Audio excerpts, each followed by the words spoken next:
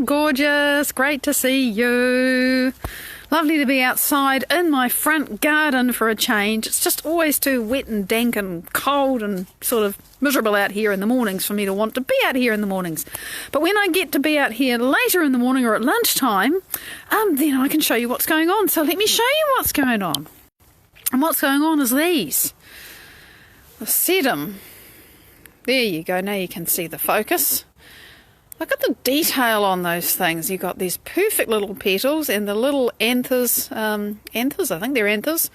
The little sticky bits with the tiny little bit on the end that's got the pollen. They're just glorious. And look at the fractal structure of these flower heads.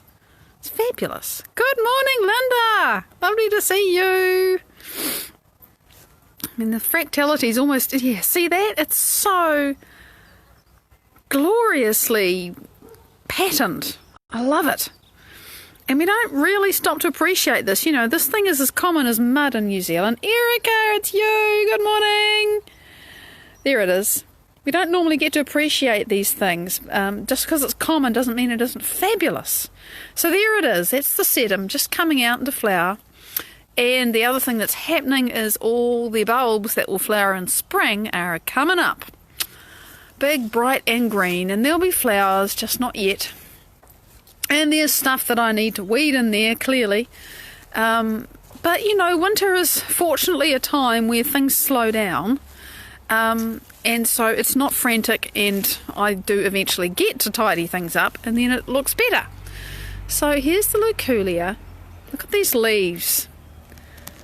They're kind of weathered, but look at the detail. I'm just savouring the fractality of the structure of everything. It's beautiful. Good morning, Heather. It's great to see you.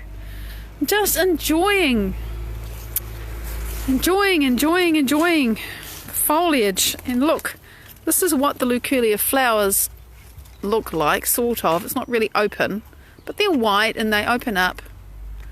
Can't really show you properly the inside. It's a bit chewed. There you are. There's the inside. They're heavily scented. They're fabulous scent on these things. And you can see there's more flowers at the back up there. So I don't know why it's not flowering on my side, but it's there. It's the loculia, and you can see these puffy, well, they're not seeds, but the seed heads. These are the Japanese anemones, and you can kind of see it's a relative of the strawberry. Look at the, give me some focus, please. Camera, sort it out. There you are. You can see it looks a bit like a strawberry that's fallen apart and turned into, it's got cotton wool inside. It's because this is a relative of the strawberry. They're all in the same ranunculus family. And so you have these fluffy, fluffy seed heads, there we go. And they have their own appearance and their own look. Good morning, Maria. So I'm just enjoying. It's a bit messy, but, you know, there's all the magnolia leaves, which I do not take up off the lawn because they fertilise the ground. And also I just haven't had any time to work in this garden. But there's the winter view. All the leaves have fallen off, and you can see ferns, and you can see the crazy cinerarias that are coming up. They always come up wild every year. So here they are. You can see the flowers are starting to come. And there's the native ferns, which, you know, they grow like weeds, but aren't they glorious? This is another native fern, which I've encouraged. Completely different thing. There's a lot of ferns in New Zealand, and I've only got a couple of them here. And there's another one in the crib wall there. Excuse me, I've got to walk over the mulching heap. And it's scruffy, and, you know, things die back. But it's fabulous. There you are. You can see the shapes better. So I'm just enjoying. I always kind of wanted to have ferns, and well, they float in on the wind, the spores, and then you have them. And if you just leave them alone, they grow and they reproduce and they spread, and it's rather nice. So today I want to talk about having your 1 foot in 3D and 1 foot in 5D. I want to talk about the fact that we have to live in two worlds. If we're doing quantum creation, you have to live in two worlds. And there's a tension always between the two of them. We've been talking about manifestation and, you know, I suppose the law of attraction, although for some reason I really don't like those words. Nefertiti, good morning, honey. I don't like them because there's nothing to attract. So that's how I feel. It's not about attraction. It's about becoming a resonant match to me. It is about becoming my future, and then my future can find me. Laura, g'day! Lovely to see you, gorgeous. That was a well-timed beep. Means I've got an email, which I will ignore until I get to my big computer. So, the tension between what we're creating, what we're envisioning, what we're imagining, who we're becoming, and the fact that when I open my eyes and stop doing that, here's my life. It's still there. It's still the same as it was an hour ago before I shut my eyes. And how do we manage that tension between what we're creating, the future that we're moving into, that future self that we're becoming, and right now? Which is real? Which is more real? Which is the reality? And it was actually Shafi, it was your comment, I know you'll see this, it was your comment yesterday about, my human self isn't real. My emotions, my life as it is, this world isn't real. And it is, and it isn't. And there's a tension, and that's really what I wanted to talk about today, is just unpacking that, it's not real, but it is real, because it bites me, if I don't eat, I'm hungry. That's a very three-dimensional thing. If I don't pay my bills, somebody's going to come after me for the money. That's a very three-dimensional thing. And at the same time, I'm envisaging a life when I've got so much money and I have an accountant who pays my bills. I don't even think about paying my bills. And I have somebody who makes me food. I mean, I'm just making you a silly example, but you get the idea. In one reality, you are imagining the future that you desire to live, and you're practicing being that self. And when you open your eyes, you stop practicing, you go into your life and you do your best to embody that self and be that self and think and feel and behave like that self. And at the same time, there's the harsh quote-unquote reality of what you've created up till now that you still have to deal with. So that's the tension, that's the pull. How do we manage that? How do we stop and I use that word with some trepidation because I'm not sure that it's the right word. But how do we stop ourselves from falling off the bandwagon? How do we deal with the fact that there's three-dimensional life is screaming at me and saying, well, you've got these problems and there's all this stuff going on in the world and you need to worry about this and this is the thing that's coming up next week and you haven't worked out the solution for it. How do you stop yourself from getting buried under the avalanche of reality when you're busy creating a different reality? How do you do that? So that's what I want to talk about today. And so I think, well, how do I do that? And I have to admit, it's taken me a long time and a lot of practice to get a bit better, a bit more competent at doing that. But I think everybody starts from the same place. Give or take, more or less, depends on your conditioning and your programming and all that stuff. But everybody starts more or less from the same place where at some point you want to make a change in your life and you start to think, what would it be like if this? How would it be? How would I feel? Who would I be? What would my life be like? You ask those creative questions, those open-ended questions, fire up the frontal lobe. Because if you say, I can't even think of a non-frontal lobe question. I think about things this way. It's like, asking why is something this way? Well, you're looking for a reason and you're looking for a thing that you already know. Why is it like this? Well, it's like this because of this, and you find all the reasons and you absolutely justify the way things are based upon everything that you already know. And that's your three-dimensional reality. That you can find the reasons why it's impossible for your life to change. If you go looking for them, you will find them. And if you don't know what they are in your head, like we were talking a couple of days ago about, was it last week? You have a bad feeling, you have like roving anxiety as the thing is called, and you go looking for the reason why you feel anxious. There may be no reason at all. It just might be some random circuit that's firing up in your body in your brain because your body's saying, I need my fix of stress hormones.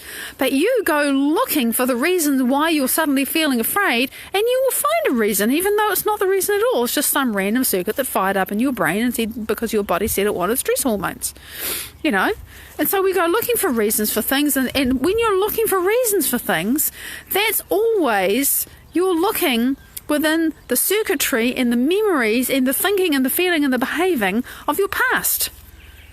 There's nothing else if you're looking for the reason, why do I feel this way? That's quite different from saying, well, there's this thing that I observe in nature, like Newton, thinking, what's this? Why do things fall down? Thinking about the whole concept of gravity. Why does it work like this? Because he was trying to figure out something that was new, that was outside of his box. So really, he was reaching outside of the three-dimensional thinking of what he knew for something that was, I can see these clues about, why is it when I drop something, it falls? Oh, it just does. Well, yes, I know, but I'm interested. I want to work that out. Rudy, g'day, gorgeous. So, it's really about being inside or outside the box. And if you allow your life to drag you back into the box of your habitual thinking and feeling and behaviour, well then, that's like the flop. You've flopped out of your future. And that's going to happen, by the way. It is going to happen to everybody. Georgina, good morning. Nora, yay, great to see you. So if you have an imagining, a dreaming, an envisioning, a creation that you're building inside yourself, and you think, oh, this is how I want to feel. This is the reality I want to inhabit. This is the life that I desire. And then, you get up and you go to work, and that person that pissed you off yesterday pisses you off again today. Well, even if you just notice that they pissed you off again today and think, hang on a minute, I do this every day. Getting this upset is really not that loving to me. Oh, geez, I better make some changes. Oh, shit, I better stop this. How am I going to react differently next time? Now, again, you're asking, how am I going to do this differently? Who am I when I respond to this person differently? And you're getting out of the programming rut. You're totally right, Linda. So the first thing is to realise that you're in this flip-flop dance between knowing who you are in your future and actually being able to walk through your present life embodying, feeling, thinking and behaving like that future self. That's what we got to do. That's one foot in both worlds.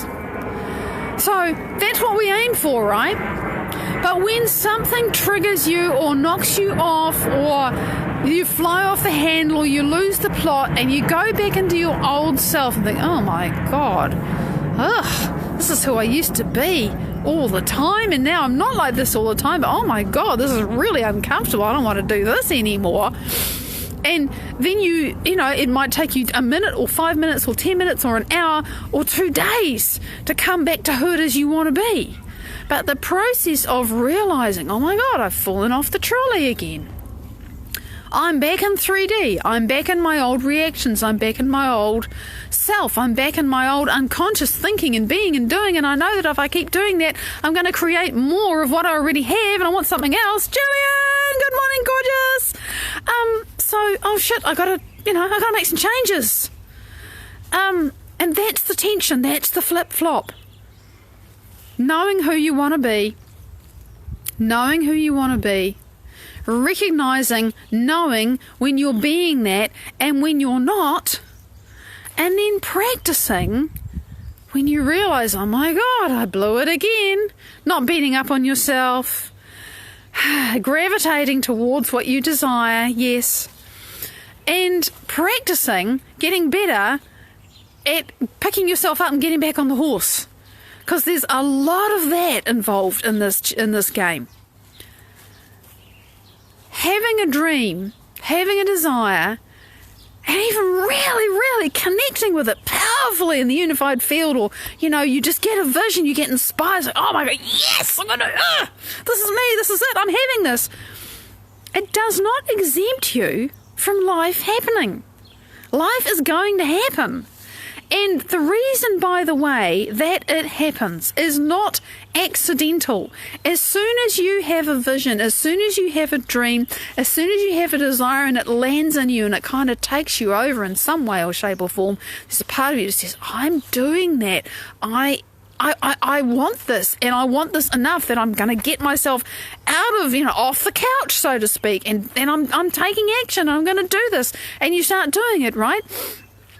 And the shit that comes up in yourself and the crap that happens in your life, no matter how global it is, like the pandemic, or how small it is, like, oh gee, I've got a health condition and it's minor, but it's annoying, or oh my God, I've just had a diagnosis, or oh my goodness, my relationship's fallen apart, or I've lost or whatever it is.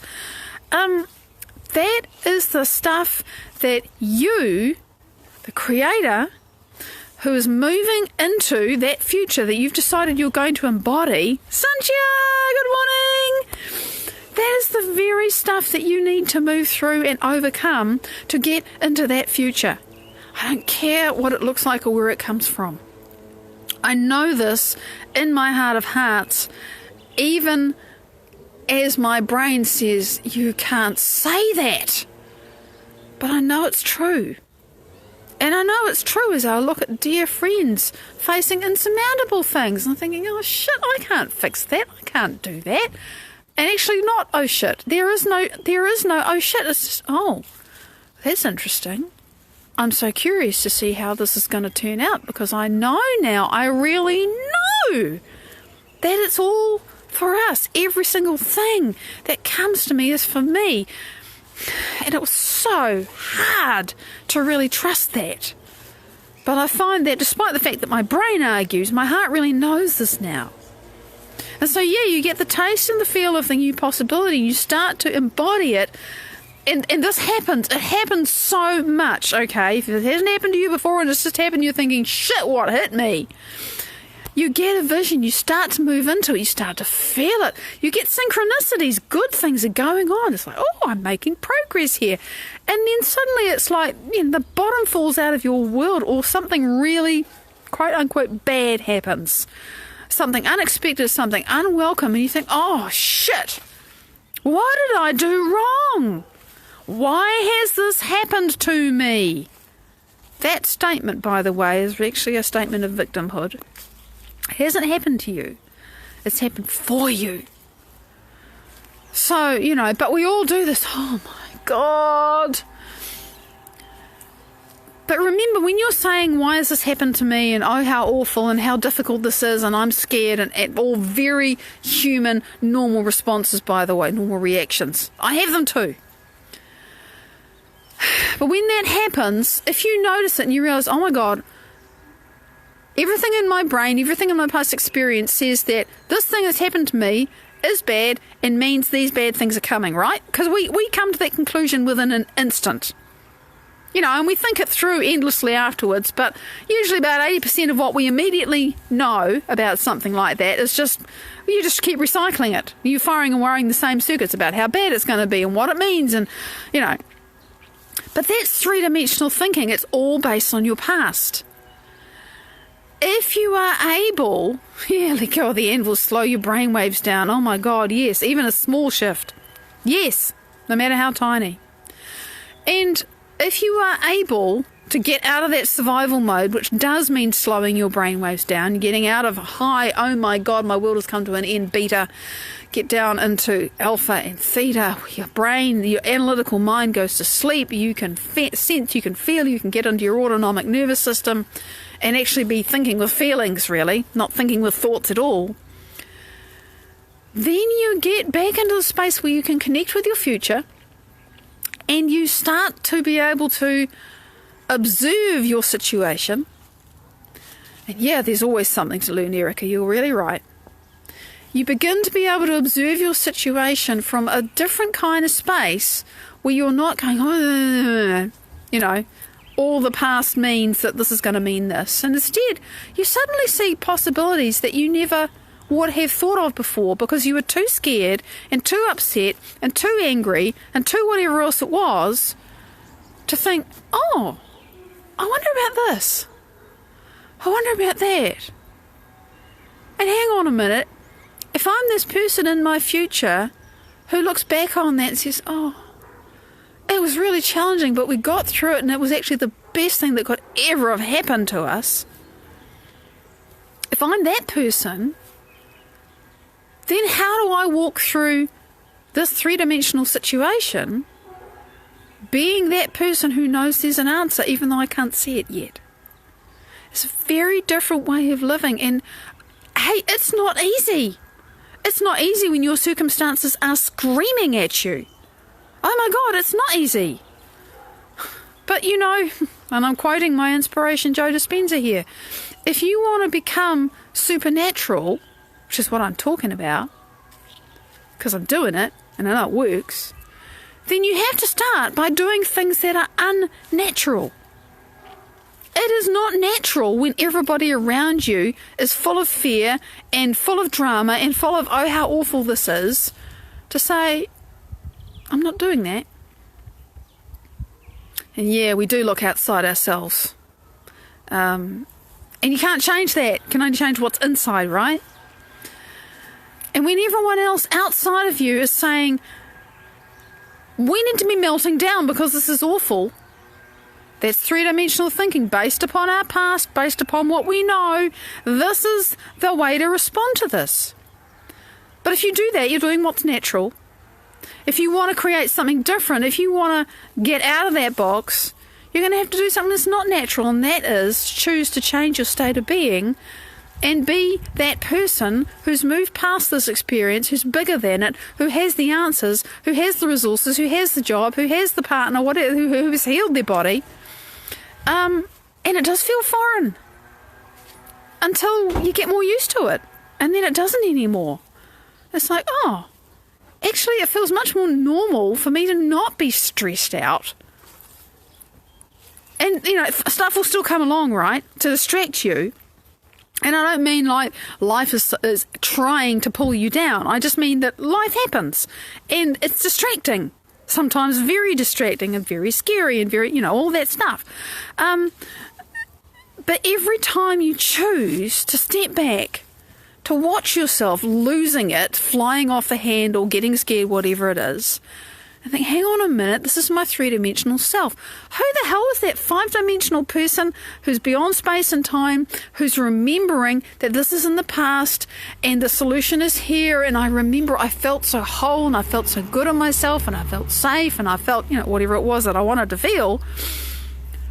Who's that person again? And if I was that person, what would I be doing now? What would I be feeling now? Can I move myself a little bit in that direction now? That's the tension. That's the continuum that we're constantly sliding up and down in our lives. And, you know, as a planet, most of us have a great deal of opportunity to do this practically every day because there's so much fear and drama around. You know, I feel like I'm living in a crazy glass house here because it's not like that in New Zealand, but it is in just about everywhere else. Crazy times. And so we always have this choice. We always have this choice. And by the way, I can still get scared about things. It's just, you know, I have these reality checks where I think, Maddie, you're stressing about that. You what?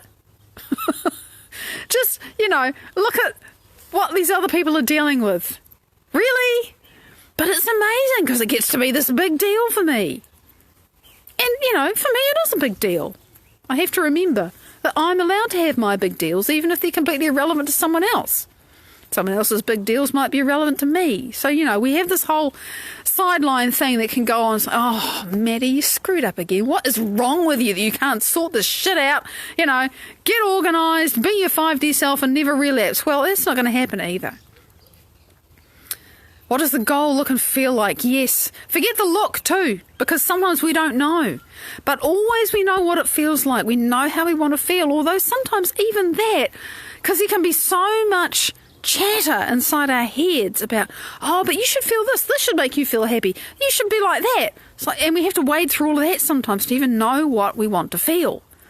But the feelings for me are often a starting point if I haven't got a clue. For some people actually they really need to know what the goal looks like, so I shouldn't say, you know, remove the look. For me, I need to remove the look because I frequently don't know what it is that I desire. I just know how I want to feel. For some people, they can say, I want that, and then they can match the feelings up with a thing.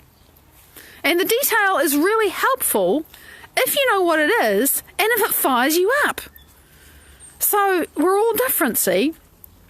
If you know the detail of what it is that excites you, you know, there's nothing like being in the quantum space and putting yourself somewhere, imagining the sense and what clothes am I wearing, and, right down to how's my hair styled, and is there music in the background, and where did I come from, and where am I going, and you can get totally into the detail if it vibes you up. For some people, it's like, oh, feck, I don't know it. I don't give a shit. It doesn't excite me. So it really... Oh, that's interesting. The time has stopped. I have no idea what time it is now. It's probably close to finish. It's really important that whatever it is that greases your wheels... and I hadn't read your comment about being a squirrel on a hamster wheel, Linda. But whatever it is that helps you elevate your emotion and helps you get clear about who you are and how that person thinks and feels and behaves, and then when you open your eyes and you go back into your three-dimensional life, that's who you are practicing being. And the more you practice being that person, the more you're going to find the times and places when you don't. And that's good. It's not bad. It's good. So, but it can be pretty graunchy when you think, oh shit, I fell over again. I fell over 5 minutes ago. I've fallen over again. Oh God, sometimes it's really intense. Don't sweat. Just realise your awareness has increased and your skill level's got to catch up. That's all. That's why it took me a while. Still takes me a while. It's just a bit easier. I'm more aware and I've got more tools inside me to be able to self-regulate. And sometimes I don't self-regulate very easily. Sometimes things just fire me up and it's like, oh God, I'm still feeling this bloody feeling hours later. The feeling lasts for 90 seconds to 120 seconds. That's it. That's as long as the chemistry pause. After that, I'm keeping it going. It's like, oh shit. Oh, and I did that last night, yesterday, whatever it was, So, yes, it's funny. It's so weird not knowing what time it is. But I think I've more or less roasted this topic to completion. I look forward to questions, ideas. Thank you for your wonderful comments. I get to see them today. Yes, progress is not a deserving thing. It is your truth when you're ready, perfect pace. Absolutely. If you follow your flow, you're going to see the synchronicities. Roberta, good morning, gorgeous. I've just got time to say hi and then bye. I know I'm out of time. I don't know how out of time I am. But, the flip-flop, if you're flip-flopping, that's great. You haven't just flopped into 3D and stayed there. It's a journey. It's a skill. And you can learn it. You just have to keep at it. And keep remembering who it is you want to be, how you want to feel, how you want to think, and what you want to do as the person you desire to be. And you can, regardless of what's going on around you. Big love. Tomorrow, I'll be back at the normal time. See you then. Bye-bye.